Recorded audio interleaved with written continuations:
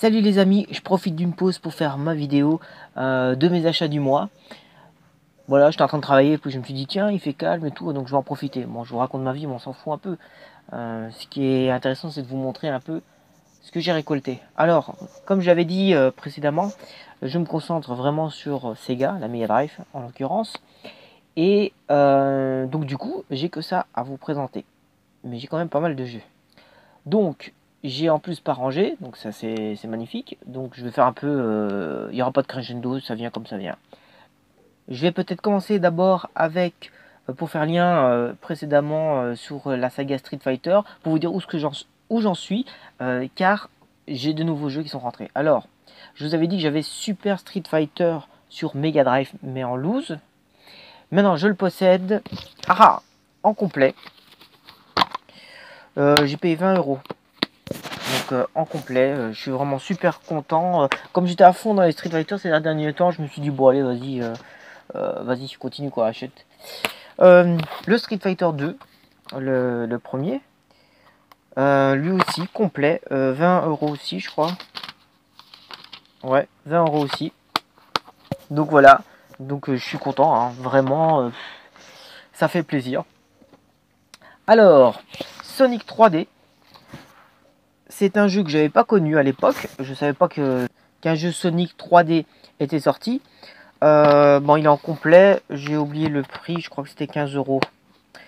Je suis en train de jouer avec en ce moment.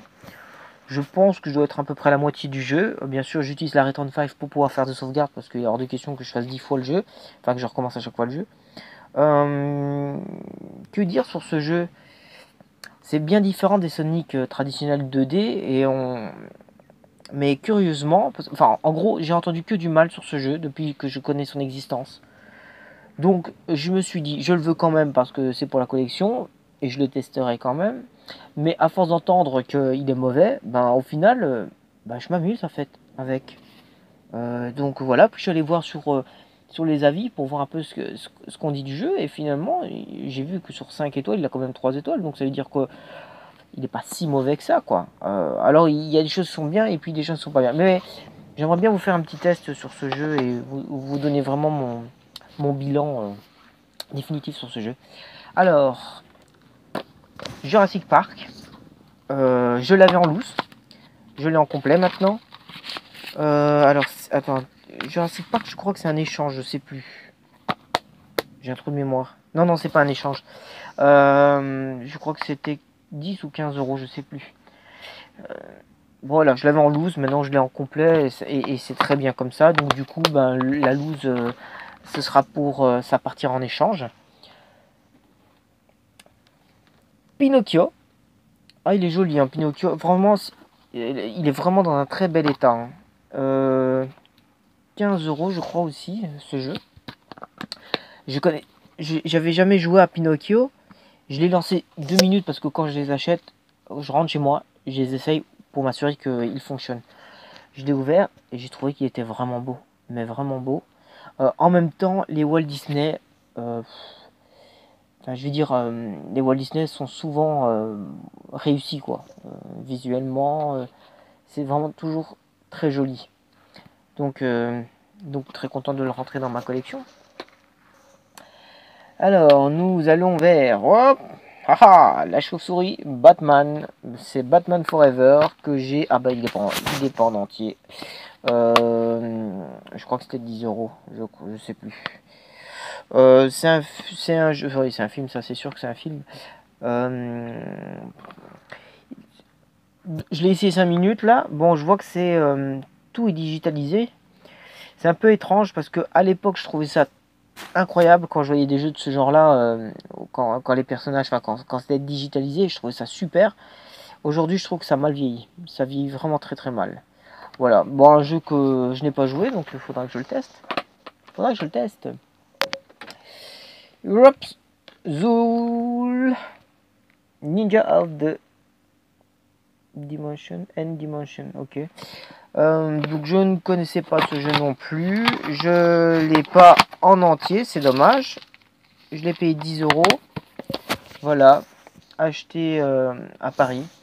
Quand je peux pas me permettre d'acheter trop de jeux, ben je me rabats sur les petits prix entre guillemets, parce que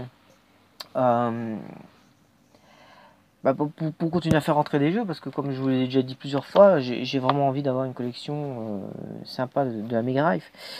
Enfin, le jeu que j'ai possédé 2 fois dans ma vie, je crois même 3 fois dans ma vie, et que j'ai laissé partir. Michael Jackson. En complet, voilà, je suis vraiment content d'avoir retrouvé ce jeu. Alors, il m'a rien coûté. Il m'a rien coûté du tout. C'est un échange. Voilà, mais l'objet que j'ai échangé ne m'avait rien coûté, donc du coup c'est gratuit. Donc je suis vraiment content de rentrer ce jeu enfin. Surtout que à l'époque, j'avais dû l'acheter. Bon, à l'époque, je l'ai acheté vraiment à l'époque, quoi. Je veux dire, dans les années 90. Puis la deuxième fois que je l'ai eu, c'était au début des années 2000, et là, je l'avais eu pour je sais plus, moi, 10 euros. Et après, je l'avais vu à 30 euros, vers, je sais plus, 2008, peut-être, 2009, j'en sais rien. Enfin, un peu plus tard dans les années 2000. Et puis maintenant récemment, 40, voire des fois 50 euros pour avoir ce jeu, et j'étais dégoûté de me dire punaise, je l'ai possédé et voilà, je l'ai plus. Mais bon, c'est comme ça. Mickey Mania, voilà, c'est aussi un échange, voilà, en complet. Super, c'est un jeu Disney, hein. Bon, après, je sais pas dire, je saurais pas vous dire quels sont les meilleurs Disney en termes de jeu. Quels sont les meilleurs? Alors celui-là aussi, je l'avais échangé, c'est aussi un Disney, World of Illusion, Starring Mickey Mouse. Alors j'ai confondu avec Castle of Illusion. Je croyais que c'était Castle of Illusion, mais c'est pas grave parce que de toute façon, je veux rentrer du Mega Drive. Donc voilà. Alors j'ai eu des tentations d'acquérir d'autres jeux qui soient en dehors de la Mega Drive, mais malheureusement le temps passe et les prix augmentent, les jeux se raréfient, et donc j'aimerais avoir le maximum de bons titres avant que, entre guillemets, ça devienne qu'on puisse plus les acheter. Street of Rage 2, voilà, que j'ai rentré. Alors celui-là, c'était... Alors, celui-là, il coûtait 50 euros. Ça fait bonbon quand même. Hein. Ça fait cher. J'avais un avoir. Donc du coup, je n'ai mis que 30 euros dessus. Mais bon, voilà. Voilà, ça commence à vraiment coûter cher, tous ces trucs-là. Mais je suis vraiment content d'avoir enfin Street of Rage 2. Je n'avais joué qu'à l'époque qu'au 1. Donc je vais découvrir le 2. Il est complet, donc je suis vraiment content. Et donc tout ça, ça nous fait 1, 2, 3, 4, 5, 6, 7, 8, 9, 10, 11 jeux que j'ai rentrés. Et donc c'est formidable. Encore ma collection avance. Il y avait des jeux récemment Game Boy que j'ai eu envie d'acheter. Il y avait Tortue Ninja, il y avait Double Dragon. Ça m'a donné envie de les acheter, mais c'est difficile, hein, parce que vraiment je me dis, si tu te concentres pas sur la console de cœur, qui est la Mega Drive pour moi, tu finiras par jamais avoir une très grande collection. Même si je suis pas du tout... j'ai aucun problème avec la Super NES, j'aime la Super NES, voilà, à la maison on a eu la chance, on était quand même très gâtés, on avait les deux. On a eu Sega et Nintendo. La seule console de chez Nintendo que je n'ai pas eu, c'est la NES à l'époque. Nous on est passé par la case Master System, Mega Drive et puis Super Nintendo. Donc voilà, c'est fini pour cette vidéo.